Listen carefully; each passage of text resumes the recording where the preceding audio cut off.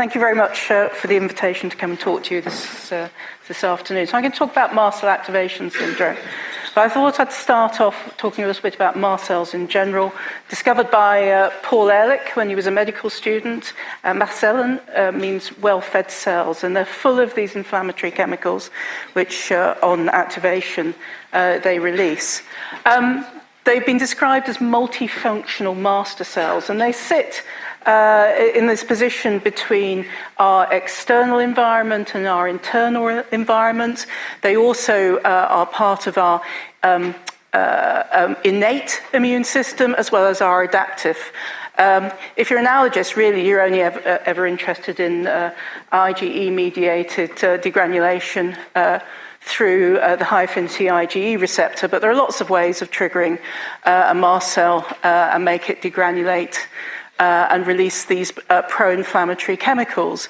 So, most of the things that you recognise, things like morphine, make people have urticaria. They're multitaskers, so they're obviously women, and they fight infection. They have a role in healing, and they're an interface between the immune system and the nervous system, and with the endocrine system as well. I think it's important to say at this point that not all mast cell activation events are identical. Activation through one receptor may trigger a different picture of mediators compared with using through another mediator. And just briefly to say what they contain, they have preformed mediators, which are there, they're ready and waiting to go, things like histamine, tryptase, proteoglycans, and some cytokines, but they also, on activation, start synthesizing chemicals, including arachidonic acid derived chemicals such as leukotrienes and prostaglandins, cytokines and chemokines. They're found intimately associated with nerve fibers. This is a cartoon from a paper about IBS, talking about the relationship between mast cells and gut neurons. When people have anaphylaxis, they may have mast cell activation in their gut, and they'll immediately start to have diarrhea, or they may vomit.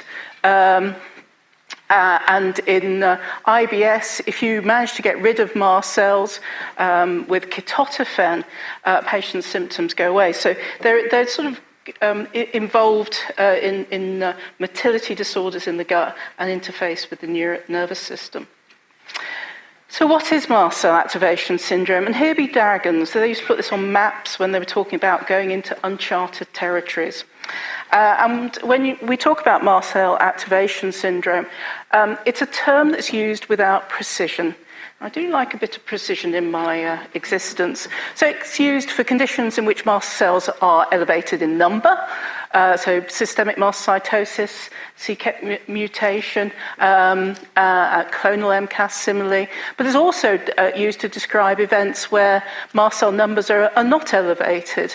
So activation through Fc epsilon R1 alpha, which is the high-affinity IgE receptor, inducible physical triggers such as vibration, cold urticaria, cholinergic urticaria, hereditary alpha-tryptasemia, which I'll talk about in a bit more, through IgG, and various ligands linked to G-protein coupled receptors. And if it's none of that, it's called idiopathic mast cell activation syndrome. And there's no real consensus definition of what idiopathic mast cell activation syndrome is. It's not none of the above, but is it an episodic disease or is it a chronic disease? And I'll talk about that. And the problem without a precise definition, it's difficult to get meaningful clinical data, and without meaningful clinical data, you don't understand conditions, and you certainly don't progress treatment. So the quadruple AI task force definition, it's the American Professional Group for Allergists and Immunologists. They have just, so this is October 2019, produced new criteria reminding us of their definition of what mast cell activation syndrome is. So it's episodic. There is transient symptoms and a transient rise in mediators that are derived from mast cells. Symptoms must affect 2 or more systems, and there's no baseline symptoms. So between episodes, patients are entirely well. And the tests they recommend, tryptase, and a tryptase to be elevated is 1.2 times the baseline level.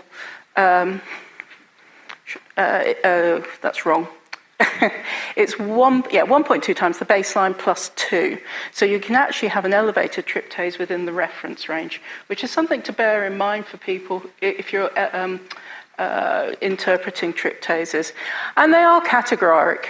No association with POTS, dysautonomia, hypermobile EDS, or migraines.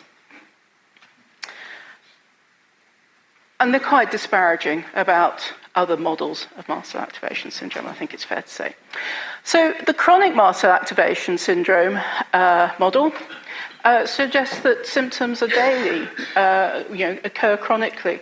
Afrin and Moulderings have put diagnostic criteria as there, which for purpose of time I'm not going to go into detail, but they talk about waxing and waning. Afrin has just, or relatively recently, published a large cohort. I think the problem with this is that there's a significant heterogeneity in the patients that he's reported, and he's used a variety of tests which are probably less robust and less specific for mast cell activation than you might want in these circumstances. Professor Theodoradis, Tufts, has talked about a mast cell media release syndrome. So it's not so much about activation, it's cells that are producing mediators. So I'm just going to briefly talk about one chronic MCAS picture that we do know quite a lot about. This is hereditary hypertryptasemia, and it's the inheritance on chromosome 16 of one or more than one copy of TPS-AB1, which is the gene for tryptase. And it's a paper in Nature Genetics in 2016, and they had cohorts of families where individuals had inherited variable numbers of the gene, and the tryptase level related to the number of copies of the gene inherited. But what was interesting is that the variability quite considerably between patients with elevated tryptases as to the extent of what symptoms they got when you looked at family pedigrees. But they did have symptoms that I think patients, people who see MCAS patients might recognise. So the typical sort of hives that you might get with mast cell activation, acid reflux, often hypermobility scoliosis, that may be familiar to some of you in the audience, and things like sleep disturbance, food and drug hypersensitivity. And what they're looking now is to see what it is that's influencing whether you get symptoms or not. And they've looked at the calcium channel gene, which sits very closely to tryptase, but that doesn't seem to have been as informative as they had hoped. I just mention a patient because in an allergy service, the way that these patients come to us is often that they have episodes of anaphylaxis, and you find out that they've had a problem. And this is a 26-year-old woman who was in labour and was given syntocinon and developed anaphylaxis. Wheeze, flush, but no drop in her blood pressure. And the tryptase at the time she was sent as, or she's had anaphylaxis because her tryptase was 16. And when she came to clinic, she's actually somebody who has got a bit of a sort of chronic ill health. She's had persisting tachycardia and ablation twice at a centre of excellence, knee problems, and sort of generally unwell with sort of musculoskeletal discomfort and back pain. And actually, when she had, when we saw her, second time, she was taking huge amounts of codeine and was more symptomatic, which you might expect because it caused mast cell degranulation. Anyway, we skin tested her as we specific IgE test her, and she's allergic to chlorhexidine, which is the skin cleanser that's used and is the allergen of of our time at the moment, really. But we also picked up that she was still an elevated tryptase, and we sent her off and had a genetics done. This is a clinical trial run by Peter Arkwright at Manchester Children's Hospital. He's taking all comers, if anybody's interested in sending patients. And she had hereditary hypertryptasemia. And she's okay with syntocinon, and she can have that in the next pregnancy. So briefly, to give Bonnie Black her second name check of the day, this is a paper from her, which I thought was interesting. So it's patients with POTS who had episodic flushing, and they measured N-methylhistamine, which is one of the metabolites of histamine, and is a marker of mast cell degranulation. And they found that some patients during this episodes of flushing had elevated levels, and some did not. But those patients who did have raised levels were more likely to report symptoms on a daily basis between these episodes of flushing. And those symptoms were things like dyspnea, headache, diarrhea, and urinary frequency. And they were often people who were debilitated by their hypotension. So there is in the allergy world, we're starting to think that anaphylaxis might be a neurogenic event. And we're starting to see more evidence of this close relationship between mast cells and the nervous system. So when we make the diagnosis, we have to, it's a diagnosis of exclusion. If you follow the quadruple AI guidelines, based on history tests and response to treatment. These are the sort of the anaphylactic presentation, the quadruple AI presentation, episodes, transient, well in between time. These are the things you have to think about. Inducible urticaria, so these people who get hives with cold, vibration, sun, water, aquagenic urticaria. And hidden allergens. So as an allergist, we get quite excited about LTP sensitization. It's a food. It's a plant food-derived allergen, lipid transfer protein, and people react to it in a very inconsistent way. So it needs cofactors for expression, and those cofactors might be non-steroidal anti-inflammatories, exercise, alcohol, or being unwell. And ingestion without those cofactors, people tend to be okay.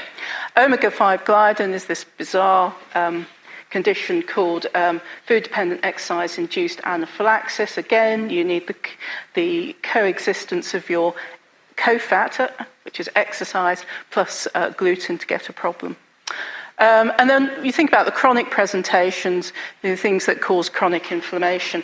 And Addison's, I think, is worth having been caught out badly by somebody's Addison's that I missed for 9 months, I think is always worth pursuing or thinking about. So this, people who've seen Professor Theorades' website is similar but not identical. These are all the things, symptoms that I go through when I see a patient with mast cell activation syndrome. I start at the top and we move our way down. I may be the first person who's listened to all the symptoms from this patient. These people have an enormous burden of symptoms that they want to discuss. And then these are the things that I think have influences on mast cells and whether they degranulate and what they release when they degranulate. So the typical constellation of symptoms, I think, is really important. And when you take a history, people may have actually been the sickly child in the household, or they may have been entirely well until some event. Often people report EBV infection, but that's what people remember. You have to be careful about bias of retrospection. Often they'll have been labelled with things like chronic fatigue, ME, fibromyalgia, and they often have multiple food intolerances, multiple adverse drug reactions, and they may be intolerant of environments, like strong smells, and that will be enough to trigger symptoms. This is an observation. I don't know how this might come about, but it's very common that people are either themselves on the autistic spectrum disorder or have a diagnosis of Asperger's, or they have that in a first-degree relative. And the other thing I've noticed is that people quite often have a history of allergic contact dermatitis. And actually, because we don't do studies on these people, we don't know whether it's actually more than it might be expected. And then the POTS and the hypermobile EDS. Testing in mast cell conditions should be done when patients are symptomatic. And I would emphasise the importance of using a UK accredited laboratory if you're in the UK. And Protein Reference Unit in Sheffield are the people who in the UK provide this service. So 5% of the population have got an elevated tryptase at baseline. That may be because 5% of the population have hypertryptasemia due to this genetic problem. It is specific to mast cells. If it's elevated, that's where it's come from.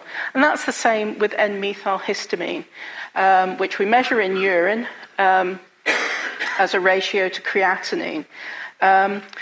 Urinary prostaglandins, however, which we measure D2, DM, and F2 alpha, they are not specific to mast cells, but it may be that mast cells have the only cells that have the reservoir to release sufficient to go into the abnormal range. You have to be cautious about F2 alpha because you get false positives in women of reproductive age. Prostaglandin testing is hugely expensive, so much so that in our local service in the NHS, we've declined to do it. So it's about £125 for one prostaglandin, so £375, £400 for the lot. Treatment. Avoidance of triggers. The diet, low histamine diets, avoidance of allergens if there are. FODMAP diet, people get on better with often. I'm a big fan of putting people on ketogenic diets because they don't get these dips in blood sugars that make them feel poorly. And the trouble is that, to get to that point, you have to go through more symptoms. And avoiding medications that cause mast cell degranulation, such as codeine, possibly non-steroidal anti-inflammatories cause problems in these patients. And it's said, although there's really very little evidence, that excipients are a problem. But I think that's maybe because we're not very good at testing for excipient allergy or intolerance or hypersensitivity, whatever you want to call it. In terms of pharmacological treatment, you look at mediator blockade with antihistamines. We go for higher than licensed doses, and H2 blockers. And of course, the recent problem with ranitidine is causing issues for us. Montelukast can be used, but it gives people headaches. It can cause sleep disturbance. It gives people vivid dreams. Some patients really quite like that. Other people don't. And it can cause depression. And it's not a drug that I use readily in teenagers who are introspective enough as it is, and they're certainly introspective if they've got chronic disease and symptoms. I'm a big fan of ketotifen, which is an old-style H1 blocker with some mast cell stabilising activity. Unfortunately, in the UK, it seems to have disappeared, and we're not sure how it's going to come back. They're going to import from elsewhere in Europe. Well, that's still possible. But it may not have the same excipients, which might be an issue for some patients. And then mast cell stabilizers, sodium chromoglycate, which you can use orally. There's poor absorption from the gut, and topically. Naltrexone, which we've mentioned before, I know that Bethan has used. Excuse me, I'm not allowed to use it at the moment. Omlizumab, anti-IgE, downregulates the mast cells. We've used cyclosporin on a patient recently, which is a mast cell stabilizer. What we've found is there's quite a narrow window between them getting symptom control and then getting infections. So that's made it difficult. IVIG, I don't know if anybody's ever had to deal with the IVIG panel, but it's not going to happen, I think it's safe to say, not in the NHS. Dietary supplements, short of evidence of efficacy. Patients and I often talk about having very expensive urine. Vitamin C, quercetin, their view as much as mine. Probiotics, big fan of that. And magnesium, I'm sure a lot of people in the audience are keen to recommend that. We've talked about diet. Management of anxiety. I think it's important to acknowledge these people. Often they've been told that they're mad, actually. I mean, that is the bottom line. Is that they have anxiety because of their symptoms, not symptoms because of anxiety. And it's important to acknowledge the burden of those symptoms. And so my predecessor, +1, who I still meet at meetings, goes, well, I tell patients we may not be able to change their disease, but we can change the way that they feel about it. And so empowering patients, supporting them, I think is really important, and them going into a positive environment rather than this disease does not exist is probably helpful. So there are obstacles to care. There's lack of recognition of the diagnosis, except in its purest form. So anybody who's tried to refer to an immunology service or an allergy service, and the patient has had a tryptase, it's been 7 and they've been sent back as saying, that's not mast cell activation syndrome. That's why, because they're following the quadruple AI guidelines. There are these problems with the supply of medications, which I've already talked about. And then in the NHS in the UK, there is a major problem with who sees these patients. Allergy services in the UK are diagnostic services. We're a lab, except we've got people and skin prick tests. I have to make follow-up appointments. I have to change the template of my clinic because I'm supposed to see people as one-off.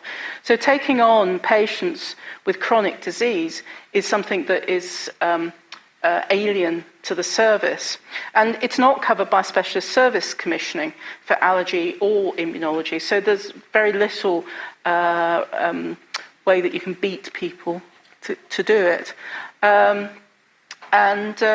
think for patients, it is a huge problem finding people who want to listen to them and want to address their symptoms.